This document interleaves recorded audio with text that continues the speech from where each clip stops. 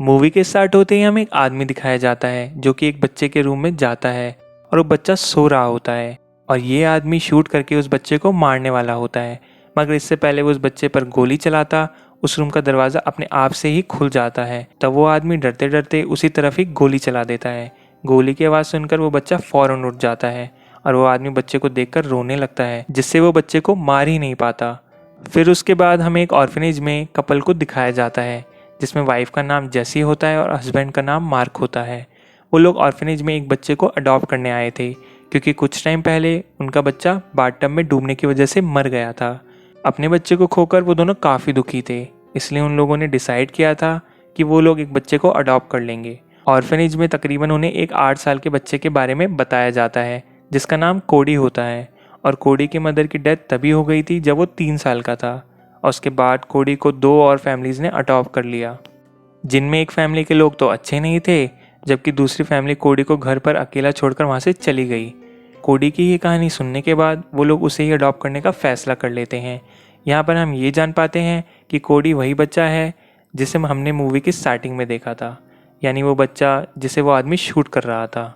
फिर वो दोनों हस्बैंड वाइफ कोडी को अडॉप्ट करके अपने साथ अपने घर ले आते हैं। कोडी जो कि काफ़ी वेल मैनर्ड बच्चा था, कोडी को बटरफ्लाइज काफ़ी पसंद थी। जेसी और मार्क को भी कोडी बहुत अच्छा बच्चा लगता है। और इसके बाद हम देखते हैं उसी रात को कोडी जेसी और मार्क के सोने के बाद एक ऐसी ड्रिंक पीता है जिससे उसको नींद ना आए। नेक्स्ट डे वो लोग कोडी को एक अच्छे स्कूल में एडमिशन करवा देते हैं। वहीं पर एक बच्चे से कोडी की फ्रेंडशिप हो जाती है। हम देखते हैं कि जेसी और मार्क कोडी को पाकर बहुत खुश थे और वो लोग उसे बिल्कुल अपने बच्चे की तरह ही ट्रीट कर रहे थे और अपने बच्चे को खोने की जो टेंशन थी वो भी उनसे धीरे धीरे निकल रही थी।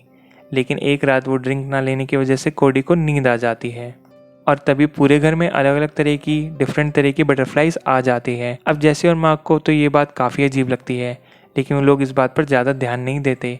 मार्क उनमें से एक ब्लू कलर की बटरफ्लाई को पकड़ लेता है ताकि वो उसे कोडी को दे सके, क्योंकि कोडी को बटरफ्लाइज बहुत ज़्यादा पसंद थी।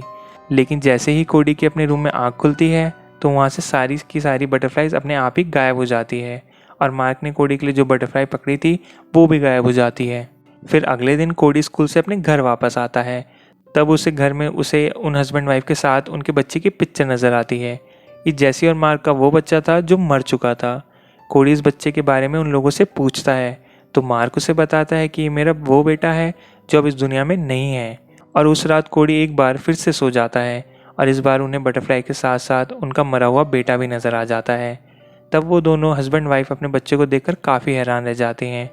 जैसे अपने बच्चे को गले लगा लेती है, जबकि दूसरी तरफ कोडी की आंख खुल जाती है जिससे वो बटरफ्लाइज और उनका बच्चा दोनों ही गायब हो जाते हैं।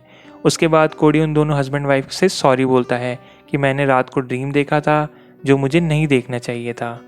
कोडी की ये बात सुनकर वो हस्बैंड वाइफ फ़ौरन समझ जाते हैं कि कोडी जब भी सोता है उसके ड्रीम रियलिटी में बदल जाते हैं। कोडी ने सोने से पहले बटरफ्लाइज और उनके मरे हुए बच्चे को देखा था और इसलिए वो कोडी के ड्रीम में आए और सब कुछ रियल हो गया। जैसे कुछ जब इस बात का रियलाइज़ होता है तो वो अपने बच्चे को देखने के लिए कोडी का इस्तेमाल करती है। वो कोडी को अपने बच्चे की बातें बताने लगती है और उसकी वीडियोज़ और पिक्चर्स दिखाती है, जिससे रात को कोडी सोते ही उनके मरे हुए बच्चे का ड्रीम आ जाता है। अब साफ बात है कि कोडी के ड्रीम में वो बच्चा आ गया तो रियल में भी वो अपने पेरेंट के पास आ गया और इसी तरह जेसी और मार्क अपने बच्चे से मिल पाए। लेकिन तभी हम देखते हैं कि एक मिस्टीरियस थिंग कोडी के घर जा रही थी जिससे कोडी की आंख खुल जाती है, जिससे उनका बच्चा वो अननोन एंटाइटी सब गायब हो जाते हैं। असल में वो जो अननोन एंटाइटी थी वो कोडी का नाइटमेयर था। फिर हम देखते हैं कि मार्क जेसी के इरादे समझ चुका था कि वो कोडी को इस्तेमाल कर रही है अपने मरे हुए बेटे को देखने के लिए।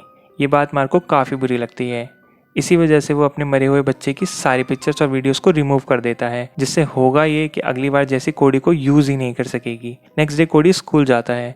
स्कूल में एक स्टूडेंट जो कि काफ़ी रूड होता है और वो कोडी को परेशान करता है और हम देखते हैं कि कोडी क्लास ख़त्म होने के बाद वहीं पर ही सो गया है और फिर से हम वहाँ पर एक डरावनी एंटाइटी को देख पाते हैं और उस एंटाइटी का नाम कोडी ने कैंकर रखा हुआ था। और हम देखते हैं कि उस एंटाइटी ने उस बच्चे पर अटैक कर दिया था जो कोडी को परेशान कर रहा था। कैंकर के अटैक की वजह से वो बच्चा हवा में जाकर गायब हो जाता है। जो कुछ वहाँ पर हो रहा था वो सब कुछ कोडी की फ्रेंड भी देख लेती है।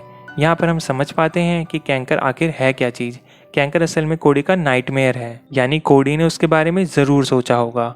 और इसी नाइटमेयर से बचने के लिए कोडी वो ड्रिंक लिया करता था, और जिससे ना तो वो सोएगा और ना ही वो कैंकर उसके ड्रीम में आएगा। और इसके बाद कोडी अपने घर पर चला जाता है।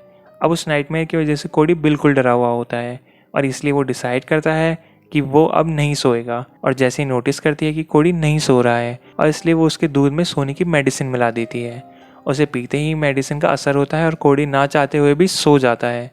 और इससे एक बार फिर जैसी और मार्क का मरा हुआ बच्चा उनके घर आ जाता है, और देखते ही देखते उनका बच्चा कैंकर में बदल जाता है। उसे देखकर जैसी और मार्क बहुत ज़्यादा डर जाते हैं, और मार्क जल्दी से जाकर कोडी को जगाने की कोशिश करता है। और अब जैसी ने कोडी को नींद की मेडिसिन मिलाई थी, और इसी वजह से वो नहीं जागता, और जिससे कैंकर मार्क पर अटैक करके उसे गायब कर देता है। अब इससे पहले कैंकर जैसी पर अटैक करके उसे गायब करता, कोडी की आंख खुल जाती है, जिससे कैंकर फौरन गायब हो जाता है। कोडी उठकर देखता है कि जैसी जो कि वहाँ बेहोश पड़ी हुई है, लेकिन मार्क वहाँ पर नहीं है, जिससे कोडी जल्दी से पुलिस को कॉल करके बुला लेता है। वहाँ पर सारे एविडेंस देखकर पुलिस का शक जैसी पर ही जा रहा था, लाइक घर की हालत, कोडी के बिस्तर से स्लीपिंग पिल्स का मिलना, और अब पुलिस का पूरा शक जैसी पर ही था। यानी जैसी ने कोडी के साथ ज़रूर कुछ ना कुछ गलत किया है, और इसलिए पुलिस कोडी को दोबारा से उस ऑर्फनेज में भेज देती है। और इस सारे इंसिडेंट की वजह से जैसी को अपने किए पर पछतावा हो रहा था, और इसलिए वो डिसाइड करती है कि वो अपने हस्बैंड को वापस लाएगी, और कोडी के साथ ऐसा क्यों होता है और उसकी हेल्प करेगी। और इसलिए वो फ़ौरन इसी वजह से वो उस ऑर्फनेज में जाती है और कोडी की फ़ाइल को चुरा लेती है। उस फाइल में उन दोनों फैमिली की इन्फॉर्मेशन थी जिन्होंने कोडी को पहले अडॉप्ट किया था, और इसलिए जैसे उन दोनों फैमिलीज से मिलने जाती है।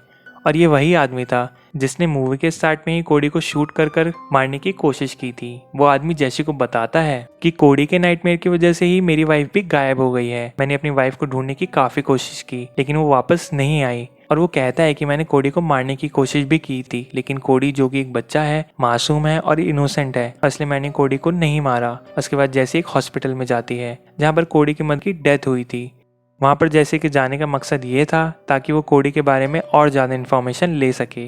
फिर हम देखते हैं कि कोडी काफ़ी डरा हुआ था और बिल्कुल भी नहीं सो रहा था, और इसलिए कोडी को ज़बरदस्ती इंजेक्शन देकर सुला दिया जाता है। और इसी रात को जैसी कोडी से मिलने के लिए उसके ऑर्फनेज में आती है। वहाँ जाकर जैसी देखती है कि ऑर्फनेज में हर तरफ अंधेरा छाया हुआ है, और वहाँ के सारे वर्कर्स बटरफ्लाई हैच में कैद हो गए थे। और वहीं पर जैसी को कोडी के और भी ज़्यादा नाइटमेयर्स देखने को मिलते हैं, जिसमें जैसी का बेटा और हस्बैंड भी शामिल थे, और वो लोग अब डीमन बन गए थे। और वहीं पर जैसी को कैंकर भी दिखाई देता है, लेकिन जैसी कैंकर से बिल्कुल भी नहीं डरती, बल्कि वो उस कैंकर के पास जाती है और उसे एक बटरफ्लाई शेप पिलो भी दिखाती है, जिससे वो कैंकर बिल्कुल रिलैक्स हो जाता है और बड़े गौर से उस पिलो को देखने लगता है।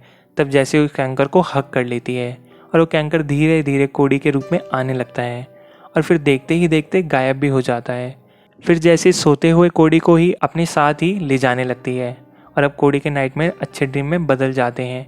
नेक्स्ट डे कोडी को उसके मदर की एक डायरी दिखाती है, और उस डायरी में कोडी की मदर ने उसके बारे में बहुत सारी बातें लिखी हुई थी। कोडी की मदर कोडी से बहुत प्यार करती थी, और वो उसे जान से भी प्यारा था। और कोडी के पैदा होने से पहले ही कोडी की मदर को उसकी इस एबिलिटी के बारे में पता था कि कोडी के ड्रीम्स और नाइटमेयर रियलिटी में बदल जाते हैं। कोडी की मदर को ये बात काफ़ी अच्छी भी लगती थी। कोडी की मदर को कैंसर था और इसी वजह से उसकी डेथ हुई थी, और तब कोडी बहुत छोटा था, 3 साल का, जहाँ पर उसने अपनी मदर की फाइल में कैंसर को कैंकर पढ़ लिया। और इस बीमारी की वजह से कोडी की मदर की हालत काफ़ी ख़राब हो गई थी। कोडी अपनी मदर की हालत और कैंकर के बारे में ये सोचता था कि मेरी मदर को कैंकर ले गया, क्योंकि अब कोडी कैंकर के बारे में इतना ज़्यादा सोचता था, जिसकी वजह से कोडी को नाइटमेयर्स आने लगे। और वो कैंकर कोई और नहीं बल्कि कोडी की मदर ही थी। कोडी की मदर उसे बटरफ्लाई शेप पिलो पर सुलाती थी, और इसी वजह से वो उस पिलो को देखकर रिलैक्स हो गई थी, और यही वजह थी कि कोडी को बटरफ्लाई इतनी ज़्यादा अच्छी लगती थी। फिर रात को जैसी कोडी को एक अच्छी स्टोरी सुनाती है, जिसमें गायब हुए मार्क, उस आदमी की वाइफ और उस बच्चे के वापस आने के बारे में बताती है। फिर हम देखते हैं कि कोडी अपनी पावर्स यानी एबिलिटीज़ पर कंट्रोल कर पा रहा था, और अब वो गायब हुए लोगों को भी वापस ले आएगा। और इसी के साथ ही ये मूवी यहीं पर एंड हो जाती है।